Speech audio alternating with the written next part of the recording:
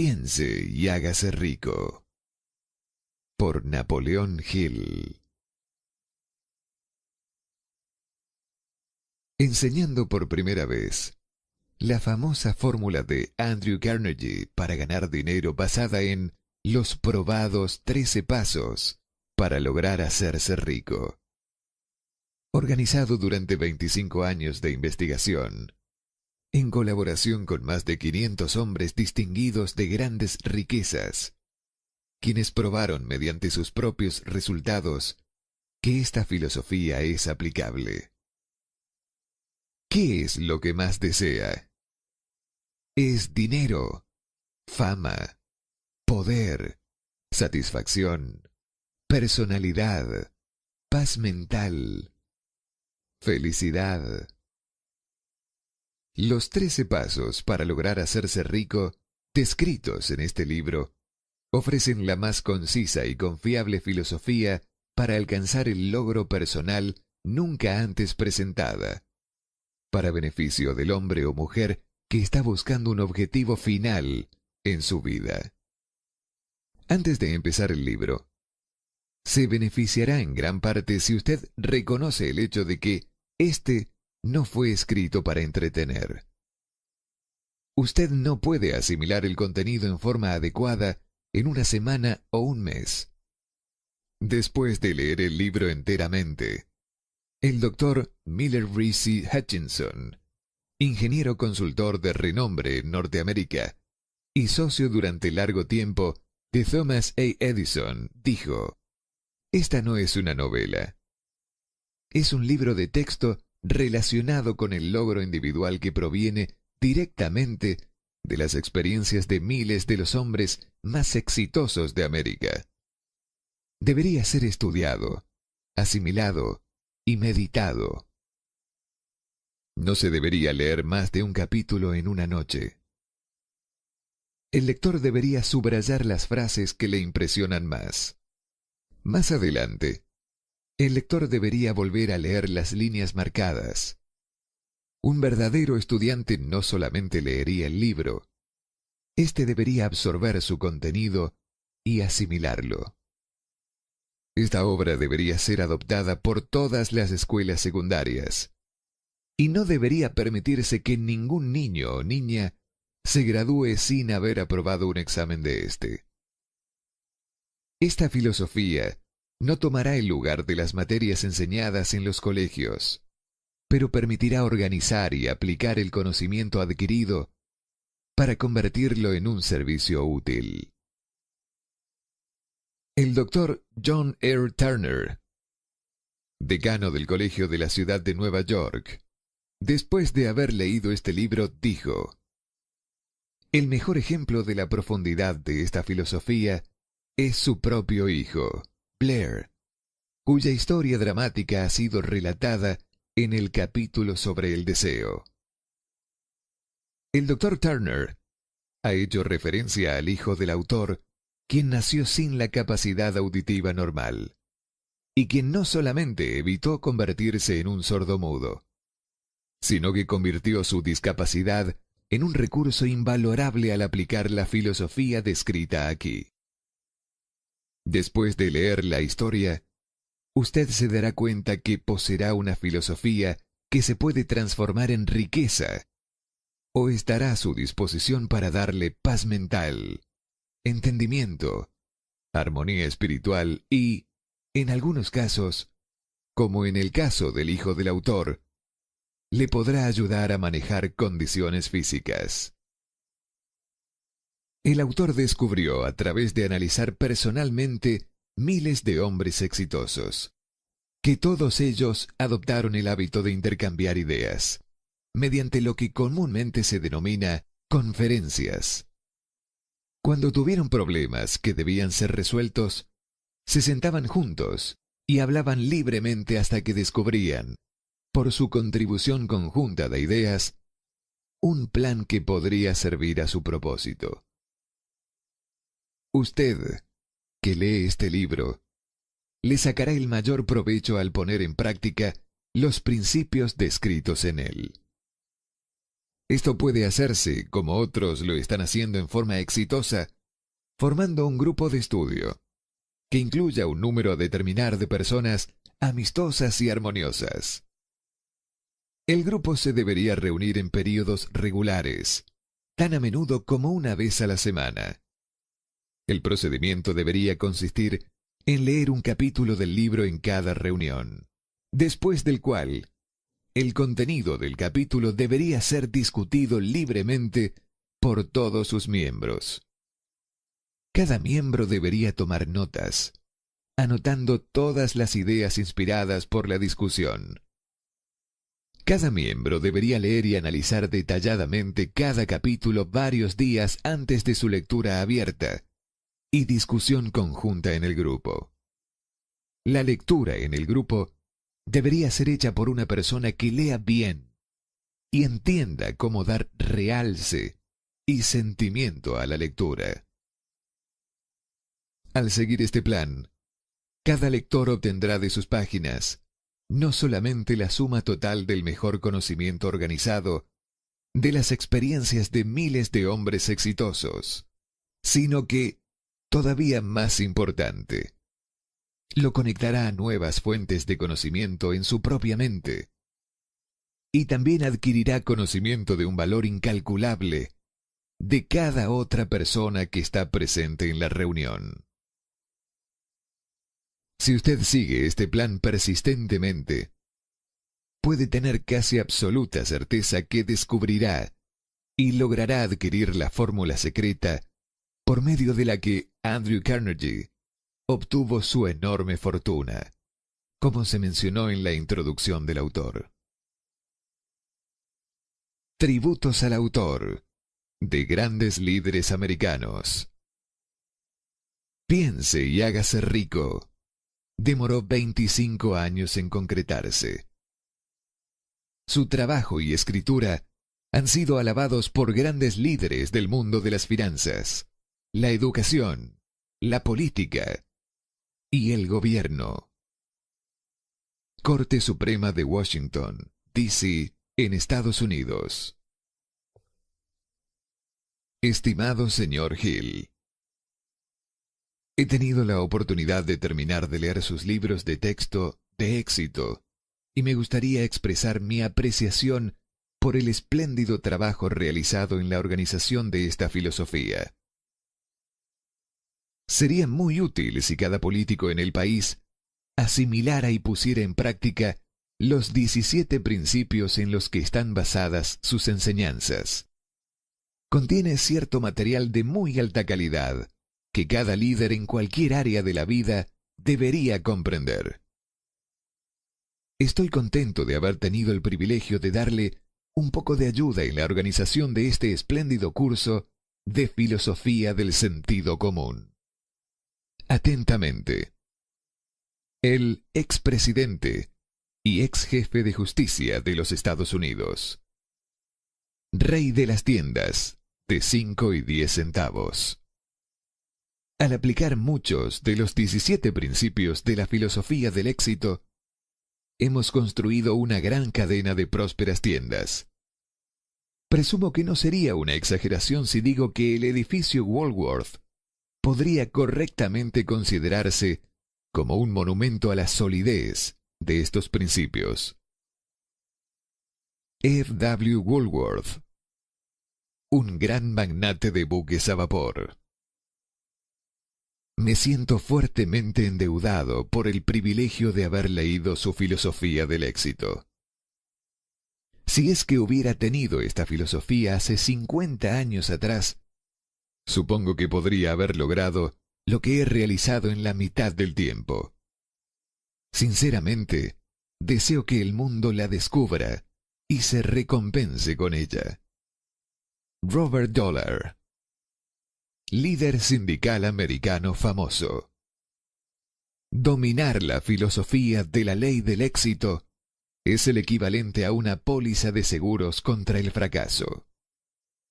Samuel Gompers, un expresidente de los Estados Unidos. No puedo más que felicitarlo por su tenacidad. Cualquier hombre que le dedique tanto tiempo a una tarea de este tipo debe, por necesidad, hacer descubrimientos de gran valor para los demás. Estoy profundamente impresionado por su interpretación de los principios que usted ha descrito de manera tan clara. Woodrow Wilson. Un comerciante. Sé que sus 17 principios de éxito son legítimos, porque los he estado aplicando en mi negocio durante más de 30 años. John Wanamaker. El más grande fabricante de cámaras del mundo.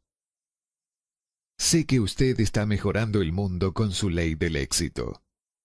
No me importaría fijarle un valor monetario a esta capacitación, porque le entrega al estudiante cualidades que no pueden ser medidas solo por el dinero. George Eastman. Un jefe de negocios conocido nacionalmente.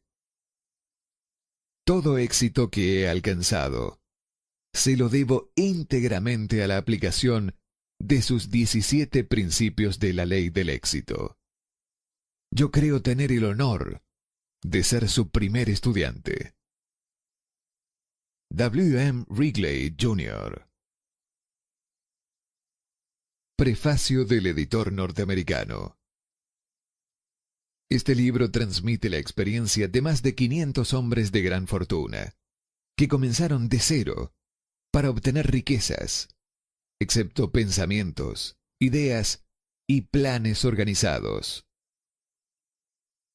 Aquí usted tiene toda la filosofía para ganar dinero, tal como fue organizada por los logros de los hombres más exitosos conocidos en Norteamérica durante el siglo XX. Describe qué hacer y también cómo hacerlo. Presenta completas instrucciones sobre cómo vender sus servicios personales. Entrega un sistema perfecto de autoanálisis que le revelará fácilmente cuál ha sido el obstáculo entre usted y el dinero en el pasado. Describe la famosa fórmula del logro personal de Andrew Carnegie, por medio de la cual él acumuló cientos de millones de dólares y que hizo millonarios a los hombres a quienes les contó su secreto. Quizás usted no necesita todo lo que se encuentra en este libro. Ninguno de los 500 hombres, cuyas experiencias están descritas aquí, lo necesitaba. Pero puede ser que usted sí lo necesite. Una idea, plan o sugerencia para llevarlo hacia su meta. En alguna parte de este libro, usted encontrará este estímulo.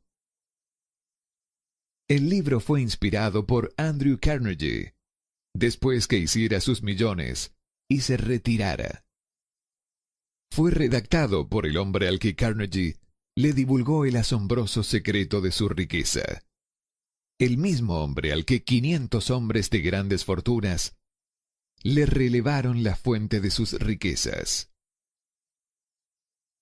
En este libro, usted encontrará los 13 principios primordiales para ganar dinero por cada persona que desea acumular lo suficiente para garantizar su independencia financiera. Se estima que la investigación que se ocupó para la preparación, antes de haber escrito este libro, investigación que cubre más de 25 años de continuos esfuerzos, no podría haber sido duplicado a un costo menor que $100,000 norteamericanos. Por otra parte, el conocimiento contenido en el texto no se podrá duplicar nunca, a ningún costo, debido a que más de la mitad de los 500 hombres que suministraron la información han fallecido. Las riquezas no siempre pueden medirse en dinero.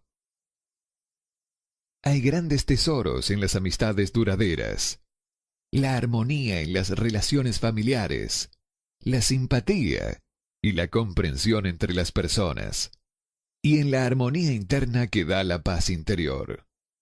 Todos ellos valores mensurables en un plano más bien espiritual. Los conceptos básicos de piense y hágase rico lo prepararán para atraer y disfrutar de estos estados superiores que siempre han sido y serán inaccesibles a todo el que no esté preparado para ellos.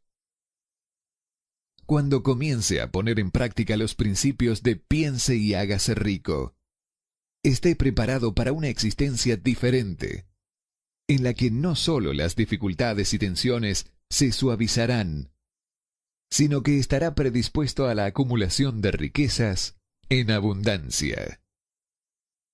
El editor.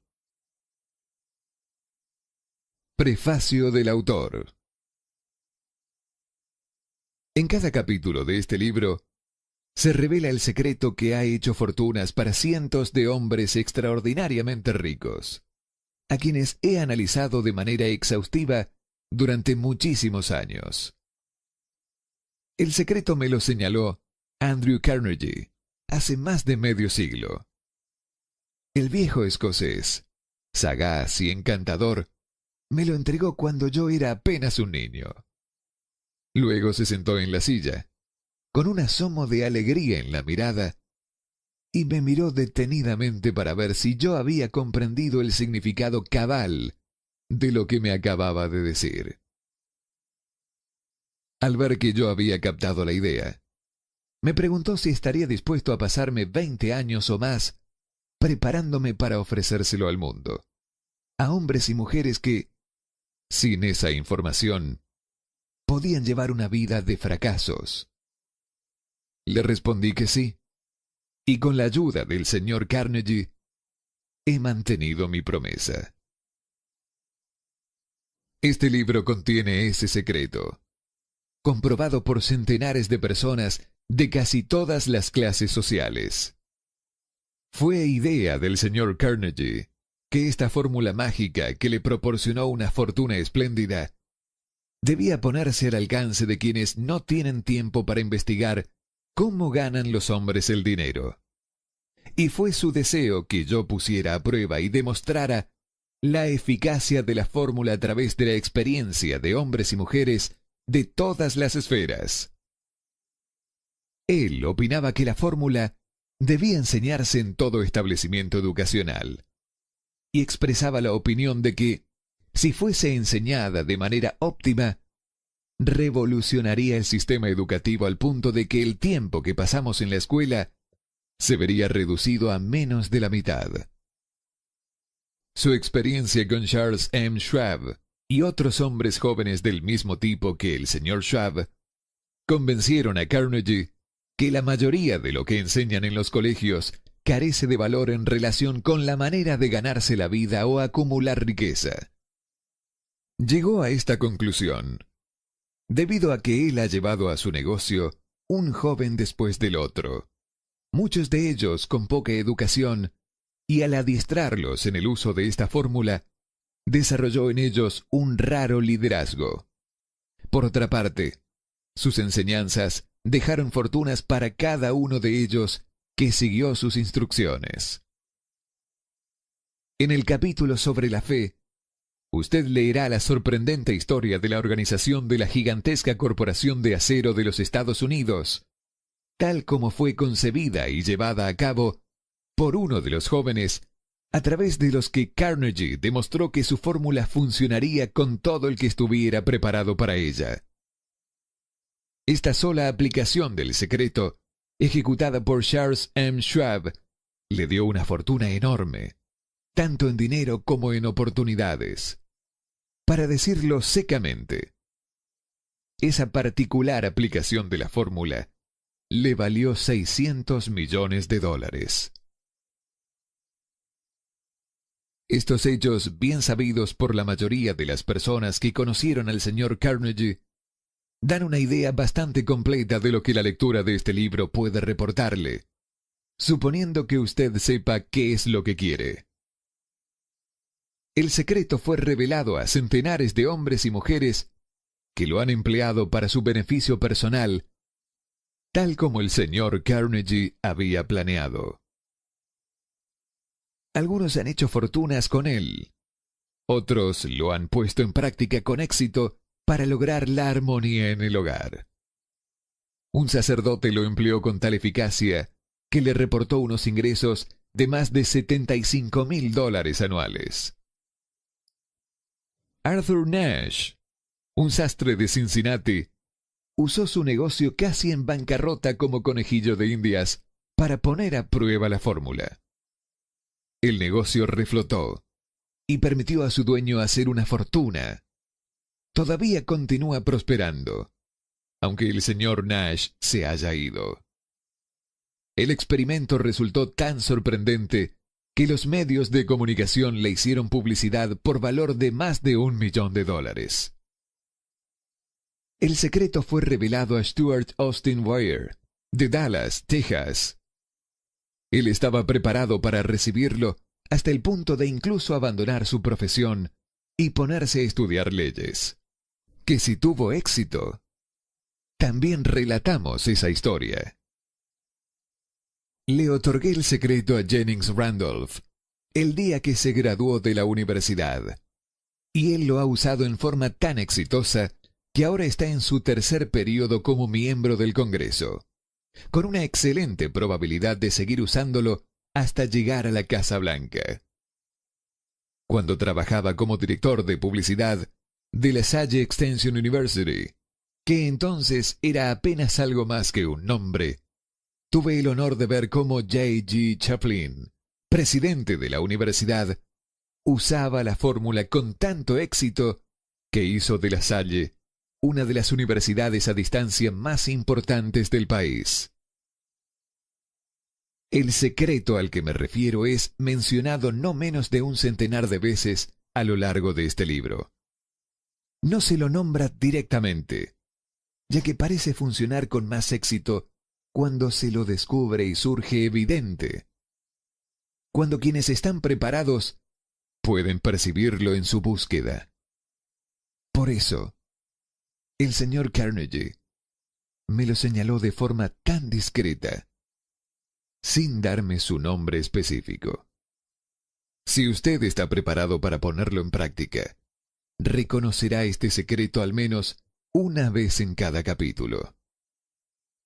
Me gustaría tener el privilegio de señalarle cómo sabrá si está preparado, pero eso le privaría de muchos de los beneficios que recibirá cuando haga el descubrimiento según su criterio personal. Mientras estaba escribiendo este libro, mi propio hijo, que en ese momento estaba terminando su último año de su trabajo de universidad, tomó el manuscrito del capítulo 2, lo leyó y descubrió el secreto. Ocupó la información en forma tan efectiva que pasó directamente a una posición de responsabilidad, a un salario inicial mayor que lo que el hombre promedio nunca podrá ganar. Su historia se ha descrito brevemente en el capítulo 2. Cuando usted lo lea, tal vez se despedirá de cualquier sentimiento que haya albergado sobre la aparente grandilocuencia del libro. Si ha estado desanimado o ha tenido que superar inusuales problemas, si tras varios intentos ha fracasado, si se ha visto menoscabado por la enfermedad o por defectos físicos, la historia del descubrimiento de mi hijo y la aplicación de la fórmula Carnegie pueden demostrarle que en el desierto de la esperanza perdida existe el oasis que ha estado buscando. Este secreto fue utilizado por el presidente Woodrow Wilson durante la Primera Guerra Mundial. Fue revelado a cada soldado que luchó en el frente, cuidadosamente transmitido en el entrenamiento que recibieron antes de ir a pelear. El presidente Wilson me dijo que esto fue un factor importante en la obtención de los fondos necesarios para la guerra. Hace más de 20 años atrás, John Manuel L. Cresson, en ese entonces comisionado residente para las Islas Filipinas, fue inspirado por el secreto de ganar libertad para su pueblo. Él ganó libertad para las islas y fue su primer presidente en un estado libre. Un rasgo peculiar de este secreto es que quienes lo adquieren y lo emplean se ven literalmente arrastrados hacia el éxito. Si usted lo duda, lea los nombres de quienes lo han puesto en práctica. Donde sea que se mencionen, constate sus logros y se convencerá. Nunca obtendrá algo a cambio de nada. El secreto al que me refiero no se puede recibir sin pagar un precio. La educación no tiene nada que ver aquí. Mucho antes de que yo naciera, el secreto alcanzó a ser propiedad de Thomas Alva Edison, el cual lo utilizó de manera tan perspicaz que llegó a ser el inventor más destacado del mundo, aunque apenas tenía 3 meses de escolarización. El secreto fue transmitido a Edwin C. Burns, un socio de Edison, quien lo utilizó con tanta eficacia que, aunque solo ganaba unos $12,000 anuales, acumuló grandes riquezas y se retiró del mundo de los negocios siendo todavía muy joven. Se encontrará con esta historia al comienzo del primer capítulo.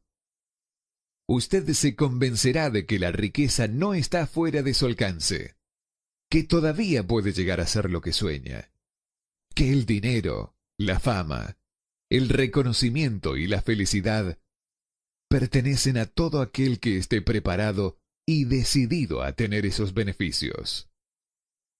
¿Cómo sé yo esas cosas?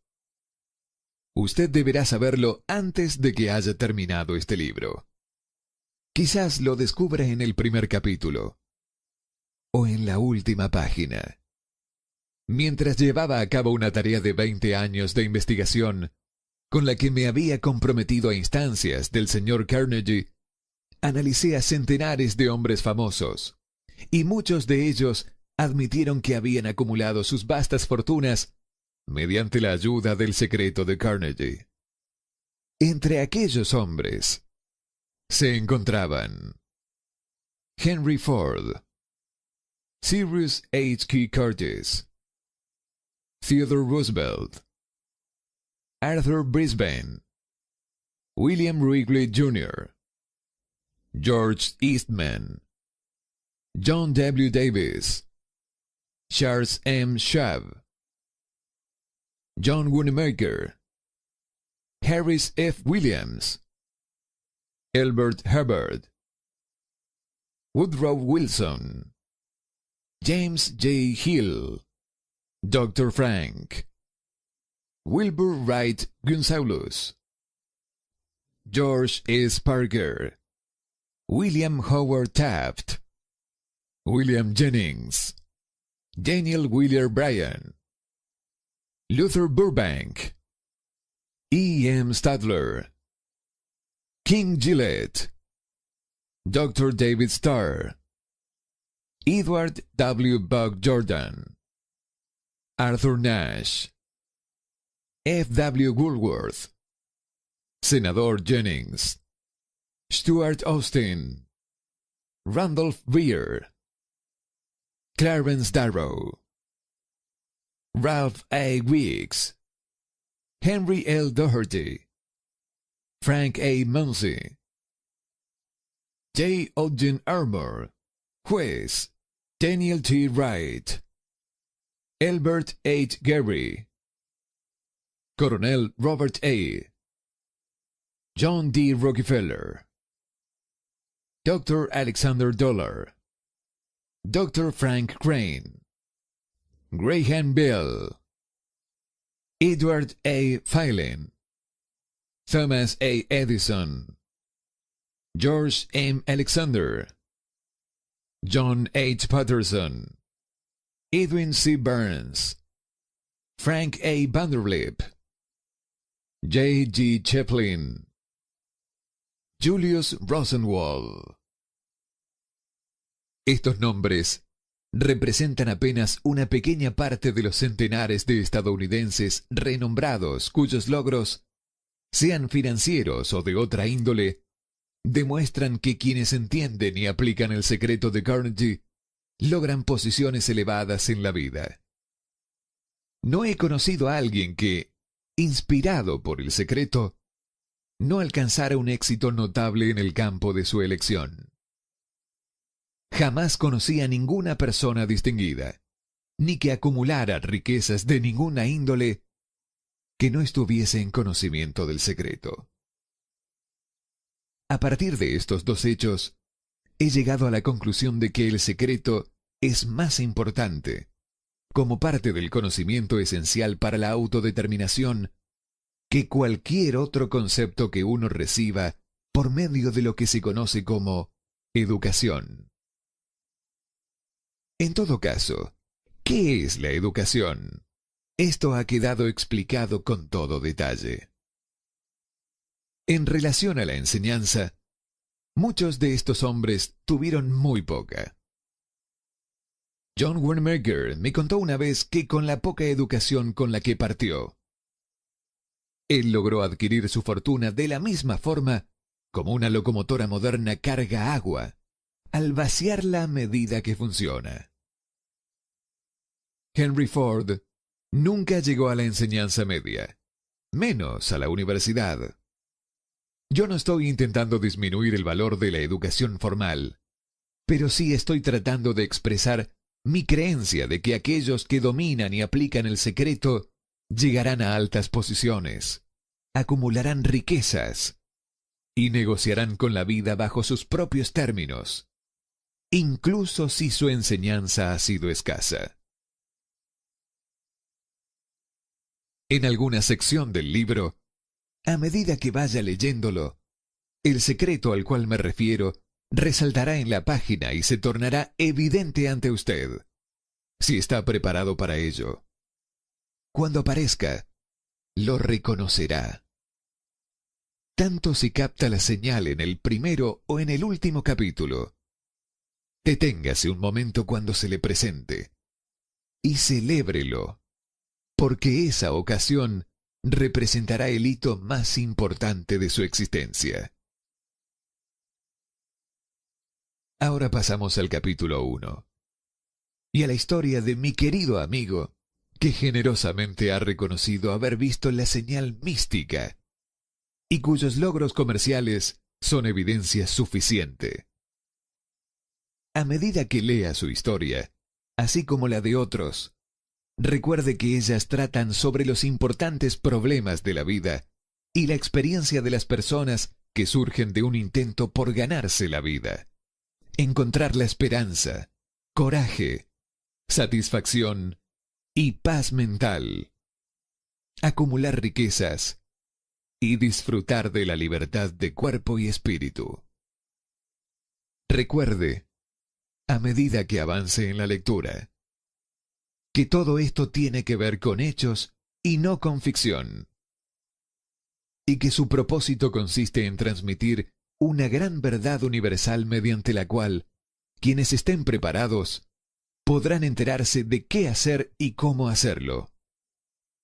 También recibirán el estímulo necesario para dar el primer paso.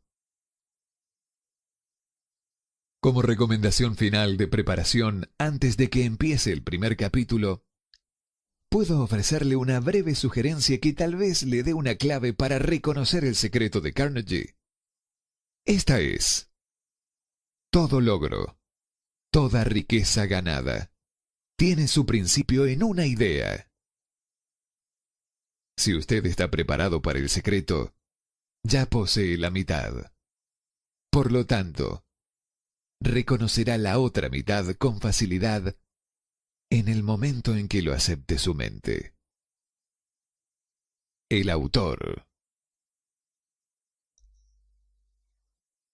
Capítulo 1. Introducción. El hombre que pensó en la manera de asociarse con Thomas A. Edison.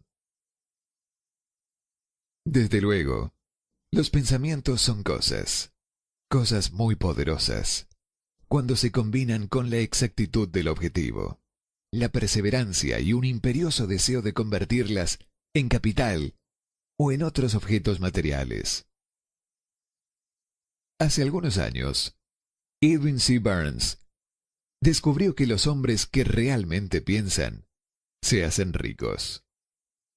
Su descubrimiento no surgió repentinamente, sino que fue apareciendo poco a poco, empezando por un ferviente deseo de llegar a ser socio del gran Edison.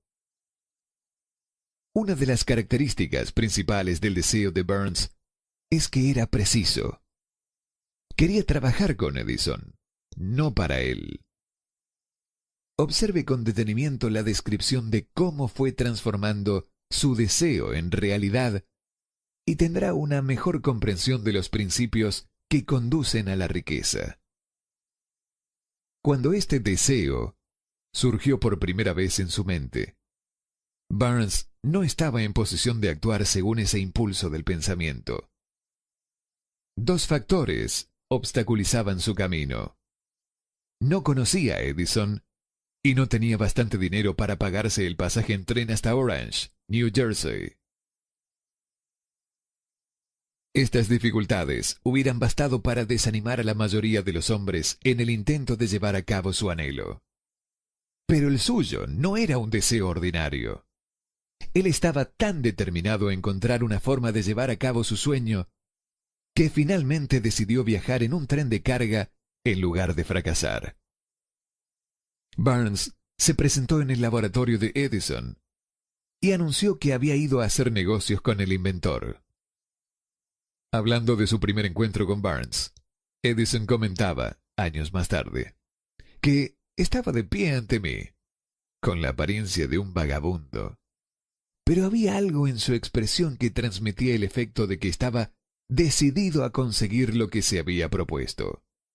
Yo había aprendido, tras años de experiencia, que cuando un hombre desea algo tan imperiosamente, que está dispuesto a apostar todo su futuro a una sola carta para alcanzarlo, tiene asegurado el éxito. Le di la oportunidad que me pedía, porque vi que él estaba decidido a no ceder hasta triunfar.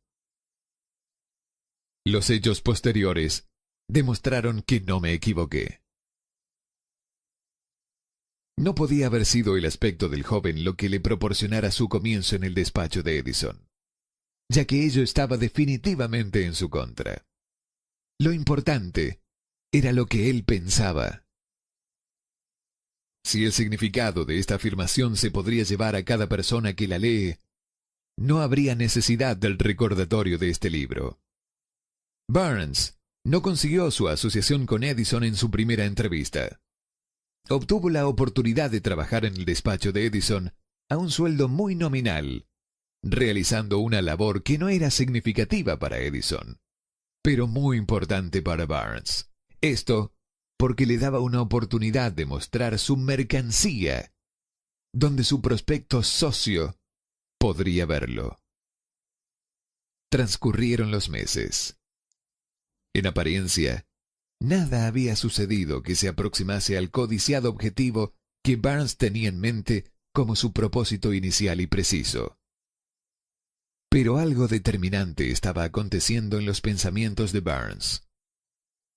Intensificaba constantemente su deseo de convertirse en socio de Edison.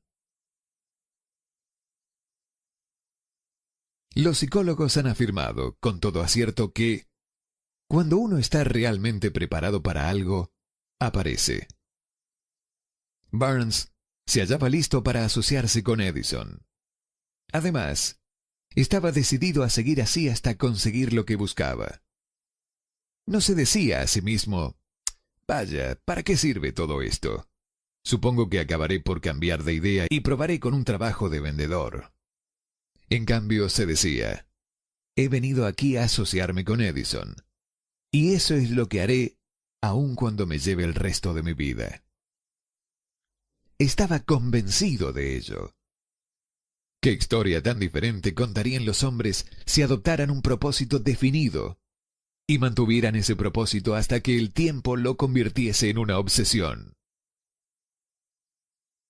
Quizás el joven Burns no lo supiera en aquel entonces, pero su determinación imperturbable, su perseverancia en mantenerse firme en su único deseo, estaba destinada a acabar con todos los impedimentos y a proporcionarle la oportunidad que buscaba.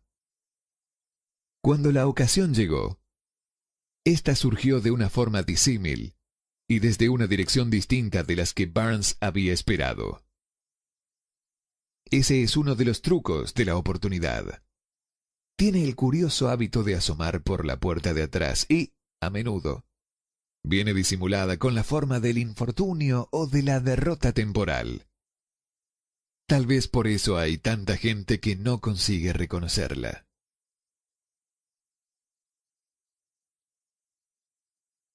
Edison acababa de perfeccionar un nuevo invento, conocido en aquella época como la máquina de dictar de Edison, llamada también edífono. Sus vendedores no mostraron entusiasmo por el aparato. No confiaban en que se pudiera vender fácilmente.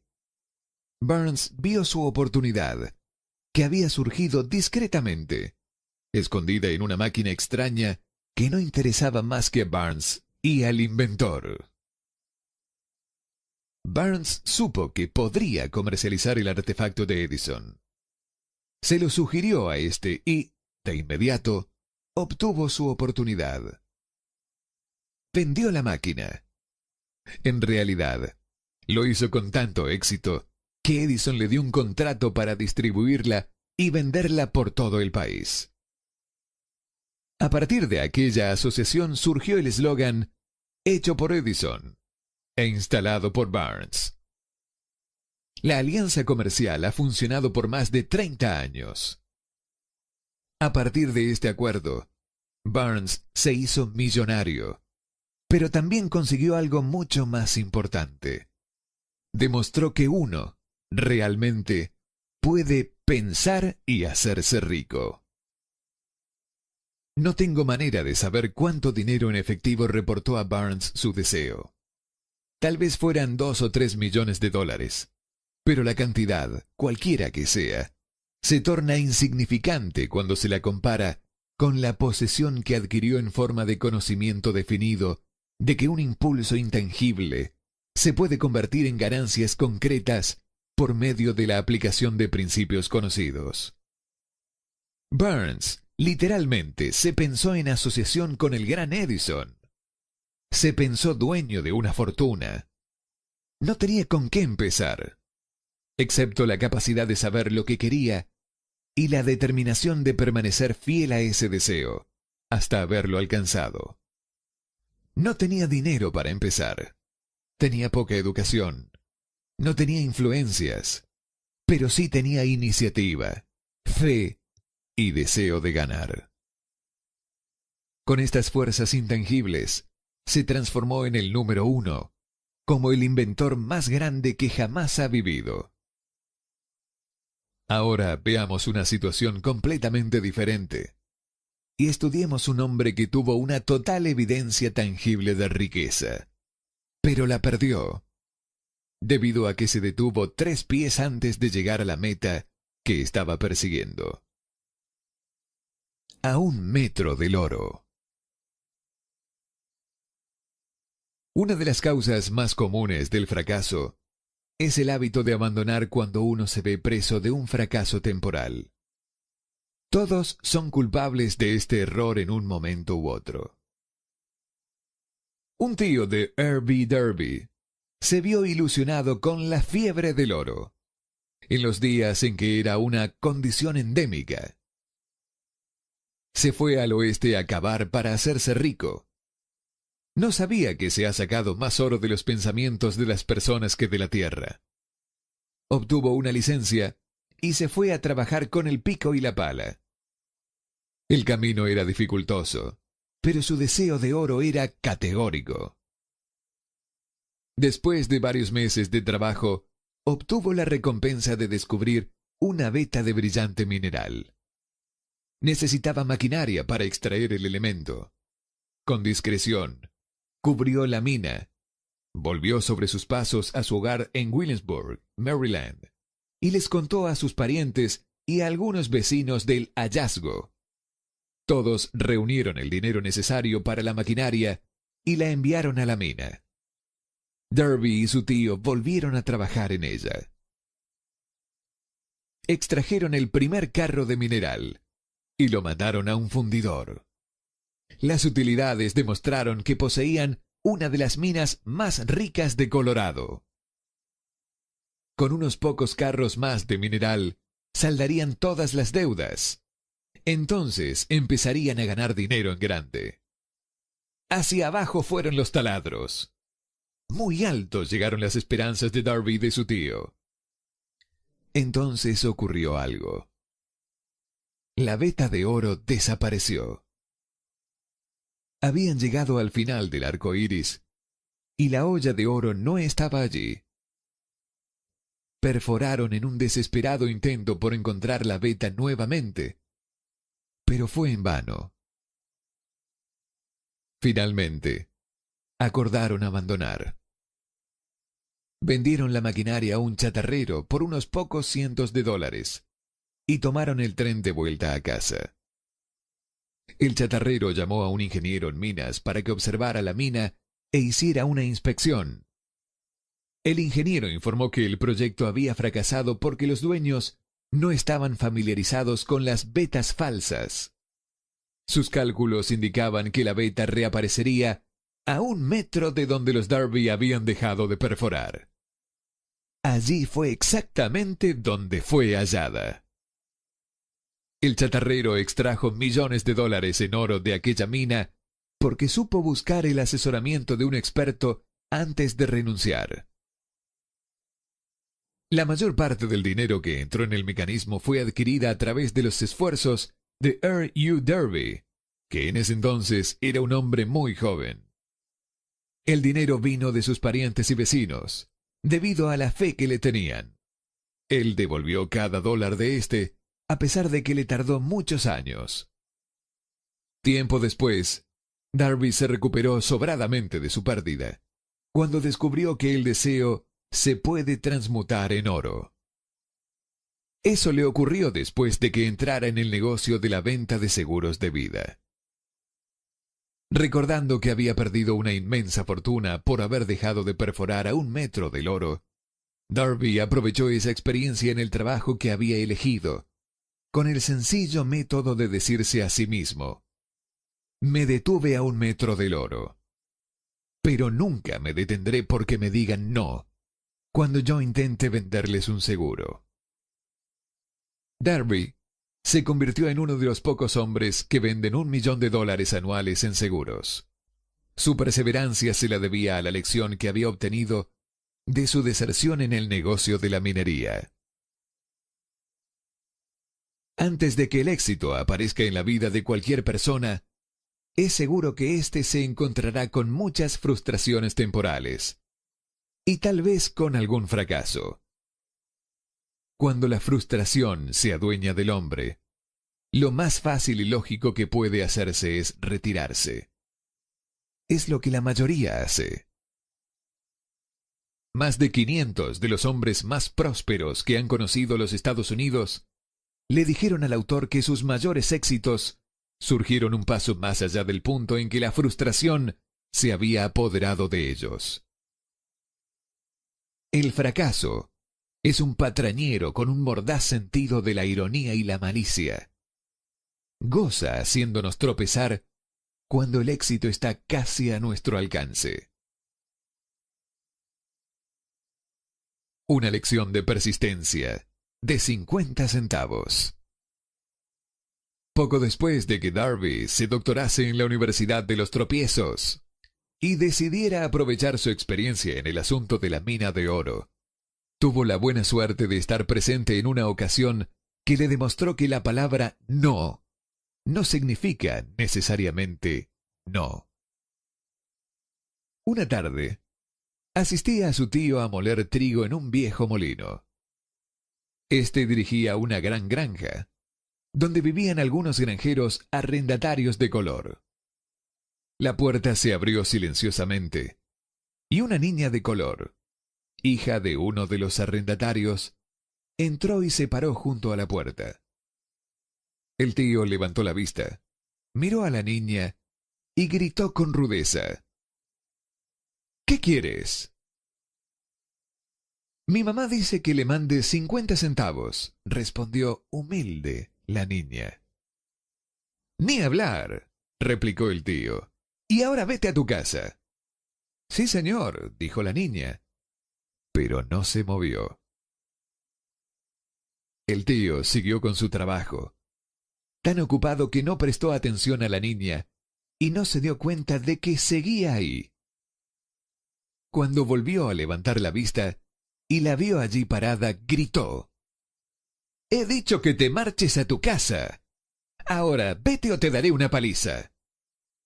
«Sí, señor», dijo la niña, pero siguió inmóvil. El tío dejó un saco de grano que estaba por echar en la tolva del molino. Cogió una tablilla de barril y empezó a acercarse a la niña con una expresión poco tranquilizadora. Darby contuvo el aliento. Estaba seguro de encontrarse a punto de presenciar un asesinato. Sabía que su tío tenía un carácter tremendo. Cuando su tío llegó donde estaba la niña, ella dio un rápido paso al frente. Le miró a los ojos y gritó con todas sus fuerzas: «Mi mamá necesita esos 50 centavos». El tío se detuvo. La miró unos instantes y luego dejó lentamente la tablilla de barril a un lado. Se metió la mano en el bolsillo, sacó $0.50 y se lo ofreció a la niña. Ella tomó el dinero y se encaminó despacio hacia la puerta, sin quitar los ojos del hombre al que acababa de derrotar. Después de que la niña se hubo ido, el tío se sentó en una caja y permaneció mirando por la ventana durante más de 10 minutos. Estaba cavilando, sorprendido, sobre la derrota que acababa de sufrir. Darby también se hallaba reflexivo. Esa era la primera vez en su vida que había visto a un niño de color dominar a un blanco adulto. ¿Cómo lo había hecho? ¿Qué le había ocurrido a su tío para que perdiera su ferocidad y se volviera dócil como un cordero? ¿Qué extraño poder había empleado esa niña para hacerse dueña del momento? Estas y otras preguntas similares llenaban la mente de Darby, pero no halló las respuestas hasta muchos años después, cuando me relató la historia. Curiosamente, el relato de esa extraña experiencia la escuché en el viejo molino, el mismo sitio donde su tío recibió la lección. Extraordinariamente también, dediqué casi un cuarto de siglo al estudio del poder que le permitía a una analfabeta niña de color conquistar a un adulto inteligente. En aquel polvoriento y viejo molino, el señor Darby me relató la historia del extraño triunfo y terminó preguntándome: ¿cómo entiende esto? ¿Qué oculto poder guardaba esa niña para dominar por completo a mi tío? La respuesta a esa interrogante la encontrará en los principios que se describen en este libro. La respuesta es categórica y completa. Contiene detalles e instrucciones suficientes para que cualquiera entienda y aplique la misma fuerza con la que la niña se encontró de forma accidental. Manténgase alerta y observará el extraño poder que acudió en ayuda de la niña. Tendrá un vistazo de ese potencial en el próximo capítulo. En alguna parte del libro encontrará una idea que avivará su capacidad receptiva y pondrá a su alcance, para su propio beneficio, ese mismo poder irresistible. La comprensión del mismo puede aparecer ante usted en el primer capítulo, o tal vez surja en su conciencia más adelante. Puede presentarse en forma de una sola idea, o quizá la encuentre en la naturaleza de un plan o en un propósito. Una vez más, puede hacerle volver sobre sus pasadas experiencias de frustración o de fracaso, para aportar alguna lección mediante la cual usted recupere todo lo que había perdido en su derrota.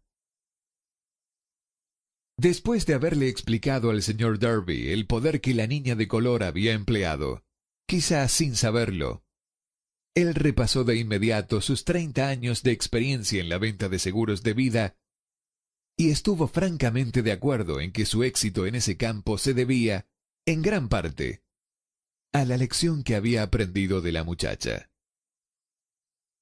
El señor Darby señaló: cada vez que un posible comprador trataba de deshacerse de mí, sin hacerse el seguro, yo visualizaba a la niña, parada en el viejo molino, con sus ojazos desafiantes, y me decía a mí mismo: tengo que conseguir esta venta. La mejor parte de las ventas que he hecho han sido a personas que me habían dicho que no. El señor Darby asimismo recordó su error al detenerse a un escaso metro del oro. Pero esa experiencia tenía una bendición oculta. Me enseñó a seguir perseverando sin importar las dificultades. Fue una lección que necesité aprender antes de lograr éxito en cualquier ámbito. Esta historia del señor Darby, de su tío, de la niña y de la mina de oro, probablemente la leerán centenares de hombres que se ganan la vida como vendedores de seguros de vida, y el autor desea ofrecer a ellos la sugerencia de que Darby le debe a esas dos experiencias su capacidad para vender más de $1 millón anuales en seguros de vida. La vida es extraña y a menudo inestimable. Ambos, los éxitos y fracasos, tienen su origen en experiencias. Las del señor Darby fueron bastante comunes y triviales y, no obstante, contienen la clave de su destino en la vida. Por eso fueron tan importantes para él como su propia vida. Sacó partido de ellas porque las analizó y supo encontrarles la enseñanza. Pero, ¿qué pasa con el hombre que no cuenta con el tiempo ni la inclinación para estudiar el fracaso en busca del conocimiento que pueda conducirlo al éxito? ¿Dónde y cómo va a aprender el arte de convertir los errores en escalones hacia la oportunidad? Para responder a esas interrogantes, se ha escrito este libro. La respuesta se expone en una descripción de 13 principios. Mas recuerde, a medida que vaya leyendo, que la respuesta que quizás está usted buscando a las preguntas que le han hecho reflexionar sobre los misterios de la vida, puede encontrarla en usted mismo, a través de alguna idea, plan o propósito que tal vez surja en su cerebro durante la lectura. Todo lo que se necesita para alcanzar el éxito es una buena idea. Los principios descritos en este texto contienen medios y formas de crear ideas útiles. Antes de seguir adelante con nuestro enfoque para detallar estos principios, creemos que vale la pena recibir esta importante sugerencia. Cuando las riquezas empiezan a aparecer, lo hacen con tanta rapidez y en tal abundancia, que uno se pregunta dónde habían estado ocultas durante todos esos años de penurias.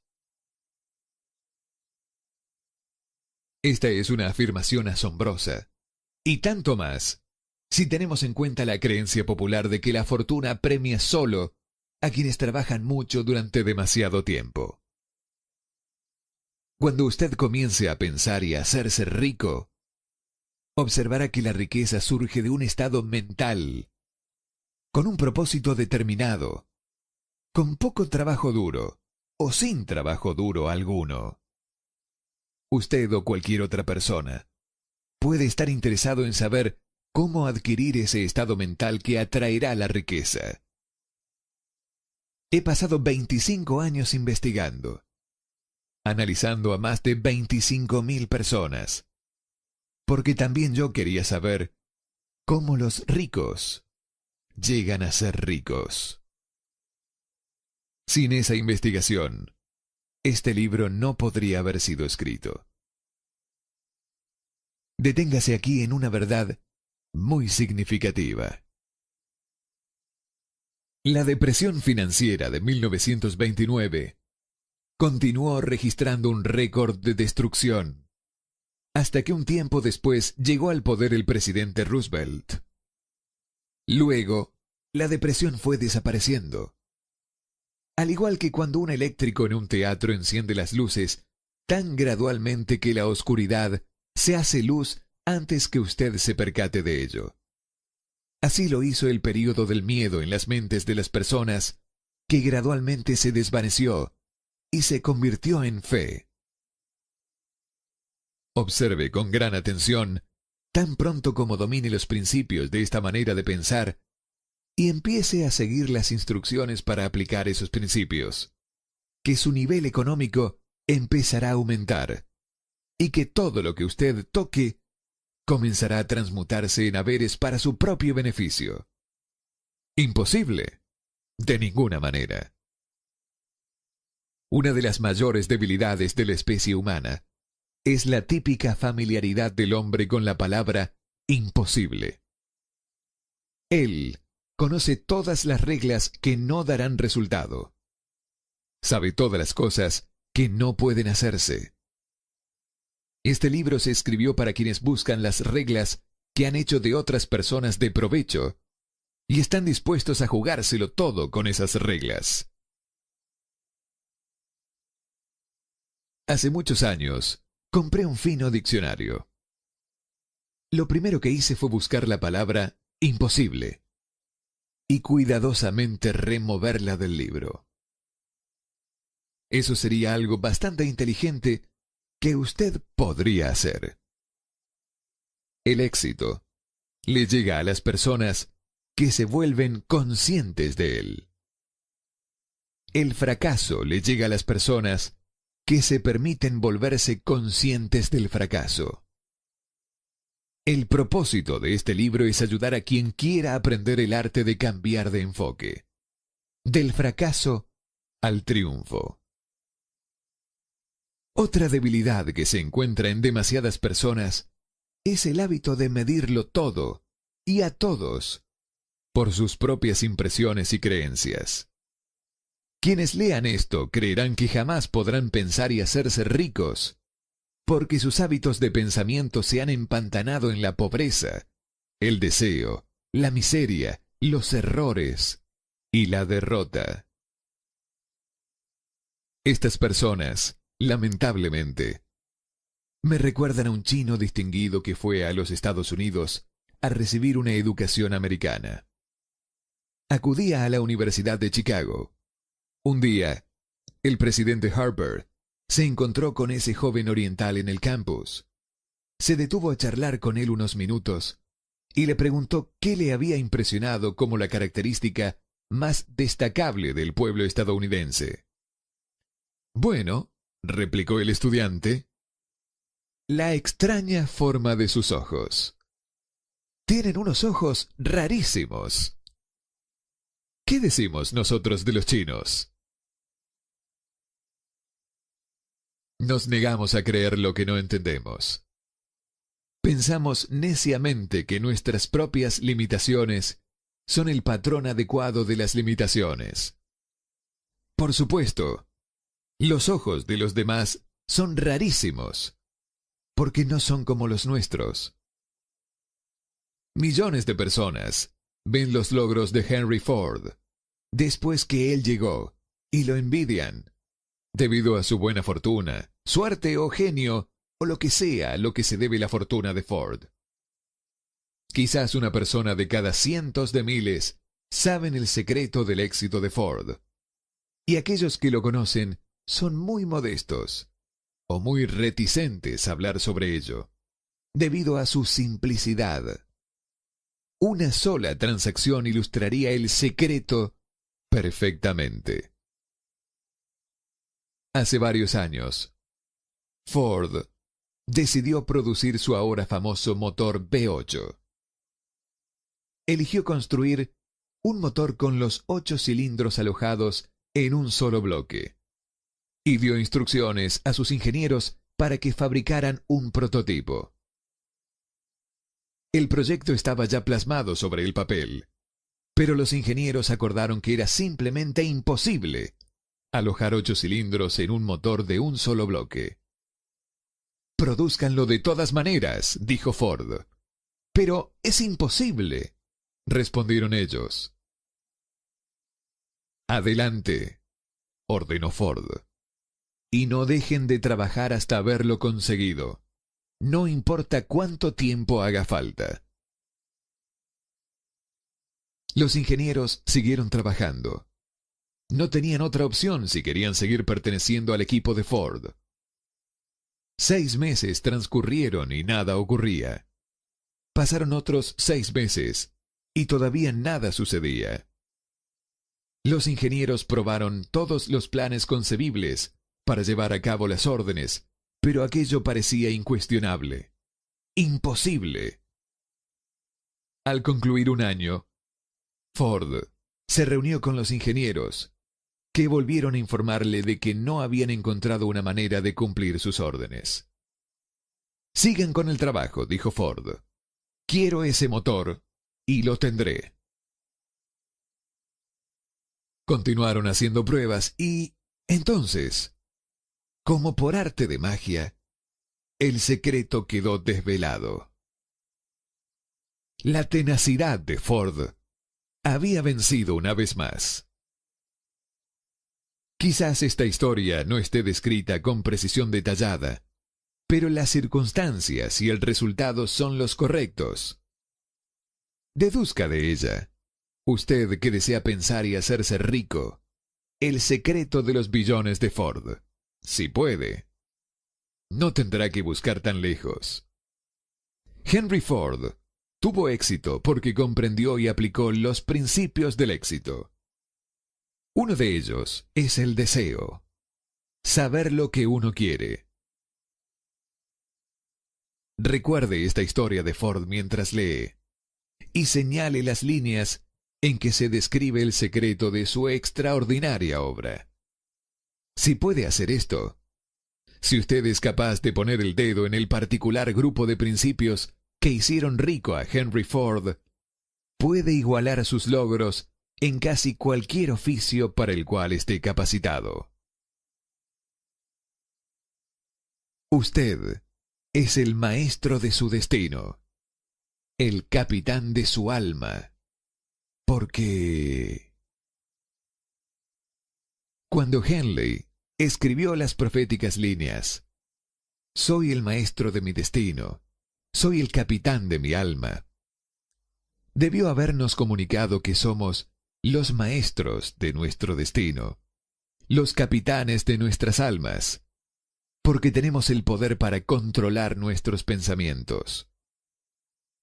Debió habernos dicho que el cosmos en el cual esta pequeña tierra flota, en el cual nos movemos y vivimos nuestra existencia, es una forma de energía en movimiento a una frecuencia altísima de vibración, y que este cosmos está repleto de una forma de poder universal que se adapta a sí misma a la naturaleza del pensamiento que tenemos en nuestras mentes y nos influencia de maneras naturales a transformar nuestros pensamientos en su equivalente físico.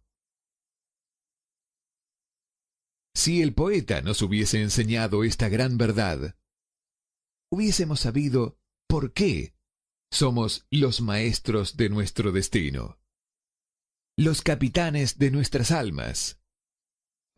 Él nos debería haber indicado, poniendo gran énfasis, que este poder no intenta discriminar entre los pensamientos destructivos y constructivos que nos urgen a traducir en realidad física los pensamientos de pobreza, tan rápidamente como nos influencian a actuar sobre nuestros pensamientos de riqueza. Debería habernos enseñado, también, que nuestros cerebros se vuelven magnetizados con los pensamientos que dominan nuestras mentes por mecanismos que no conoce el ser humano. Estos magnetos nos atraen a las fuerzas, personas y circunstancias de la vida que están en equilibrio con la naturaleza de nuestros pensamientos predominantes. Él debió decirnos que antes que podamos acumular fortunas en gran abundancia, debemos magnetizar nuestras mentes con un intenso deseo por riquezas, que debemos volvernos conscientes de la riqueza, hasta que el deseo por ella nos impulse a crear estrategias definitivas para tenerla. Pero al ser un poeta y no un filósofo, Henley se conformó señalando una gran verdad en forma poética, dejando que sus seguidores interpreten el contenido filosófico de estas líneas. Poco a poco, la verdad ha ido desvelándose, hasta que ahora parece cierto que los principios descritos en este libro contienen el secreto del dominio sobre nuestro destino económico. Ahora estamos listos para examinar el primero de estos principios. Mantenga usted un espíritu de apertura mental y recuerde mientras lee que estos principios no son invento de hombre alguno.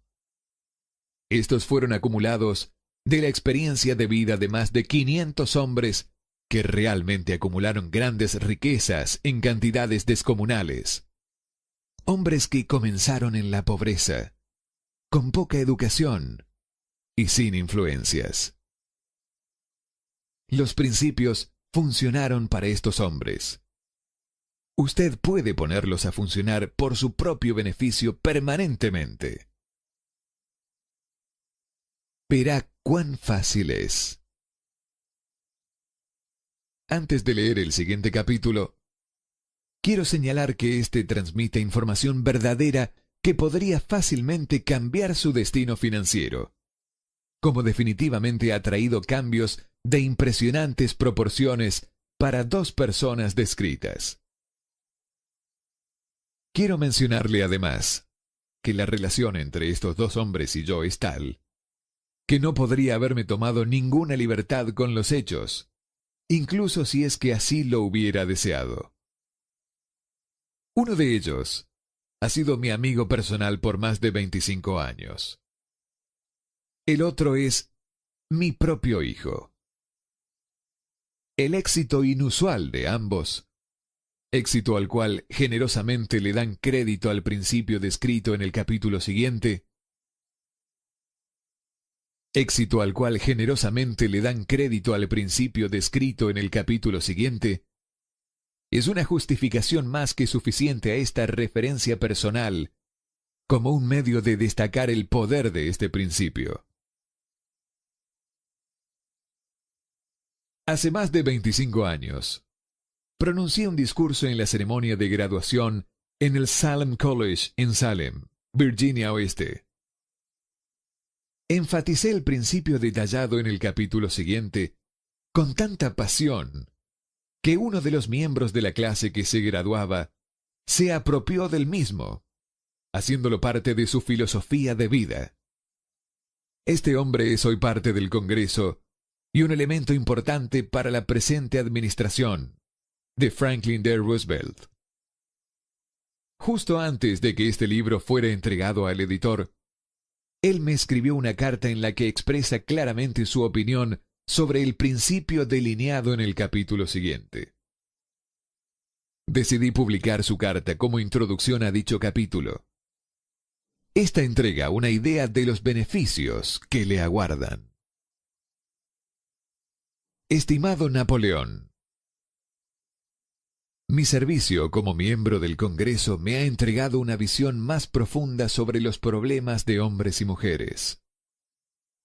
Estoy escribiendo para ofrecer una sugerencia que puede ser de ayuda a millares de personas.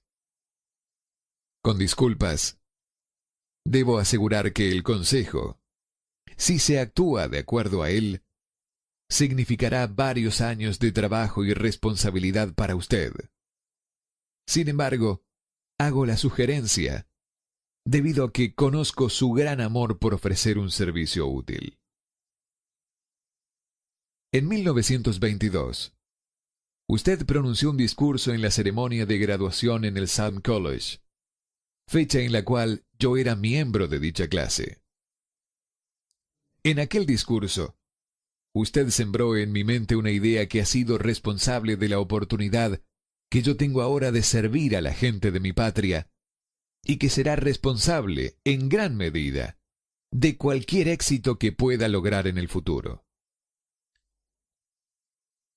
La sugerencia que tengo en mente es que usted ponga en un libro lo más importante del discurso que pronunció en la Universidad de Salem, para, de esta forma, darle a los ciudadanos de América una oportunidad de beneficiarse por sus muchos años de experiencia y asociación con los hombres que, por su grandeza, han hecho de América la nación más rica del planeta.